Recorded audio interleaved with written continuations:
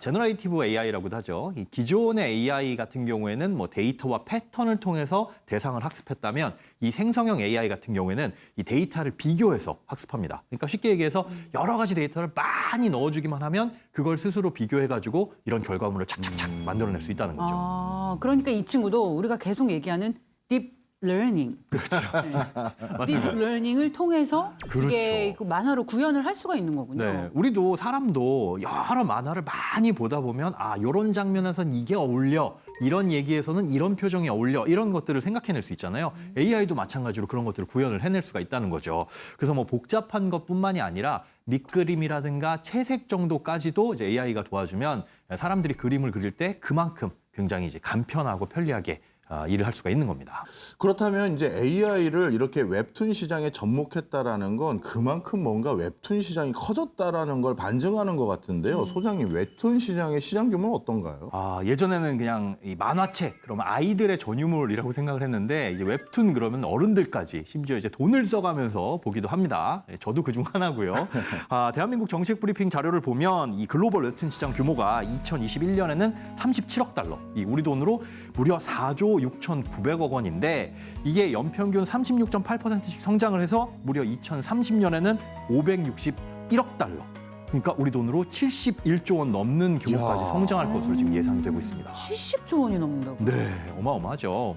근데 이 안에서도 AI가 그린 웹툰의 규모는 어느 정도입니까? 막 이제 AI를 활용한 이 웹툰 시장이 발전하는 거다 보니까 아직까지 통계로 잡힌 건 없는데 그런데 이 AI 시장이 앞으로 더 커질 것이다라고는 이 공통적인 생각을 갖고 있는 것 같습니다.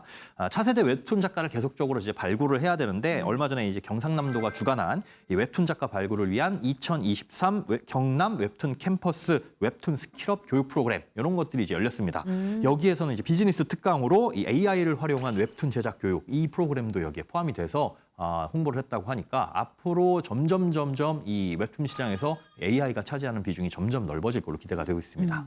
물론 젊은 작가들이야 이런 새로운 기술에 쉽게 접근할 수 있으니까 이런 걸 좋아할지 모르겠습니다만 저는 사실 옛날에 그냥 만화책 세대거든요. 그렇죠, 우리가. 뭐 공포의 외인구단 이런 세대인데 그 공포의 외인구단에 만약에 우리 이연세 작가님이 이 현상을 보면 개탄할 것 같은데 어떻습니까? 그렇지 않습니다. 그래요? 이게 우리 만화책에 익숙하신 분들이 있을 텐데 웹툰 같은 경우는 세로로 이렇게 쭉 이어지거든요. 근데 기존의 만화들이 정말 재밌는 것들이 많이 있습니다. 뭐 공포의 외인구단 정말 재밌었잖아요.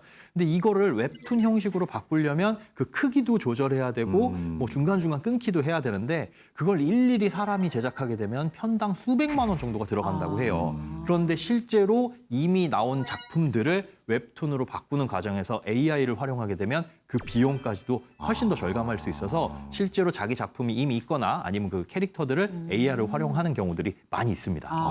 그렇군요. AI를 활용하다 보니까 자신의 작품을 새로운 상황에 부합하게끔 아주 손쉽게 바꿀 수가 있는 거군요. 그렇다면 이런 생성형 AI가 웹툰 말고 다른 데도 많이 쓰일 것 같은데 어떻습니까? 진짜 이 AI가 쓰이게 될 영역들은 우리가 상상할 수 없을 정도로 굉장히 큰 것 같은데요. 이 대한상공회의소가 발간한 생성형 AI가 한국 경제에 미치는 영향 보고서 여기에 이제 보면 생성형 AI 같은 경우에는 금융보험업에 가장 큰 영향을 미칠 것으로 지금 보고 있어요. 그 다음으로는 전문 과학 및 기술 서비스 그리고 정보산업 또 도매업 그리고 헬스케어 및 사회복지 산업 이런 순으로 이제 활용이 될 것으로 기대가 되는데 그 중에서도 현재 가장 주목받는 곳이 바로 헬스케어입니다. 헬스케어요? 네.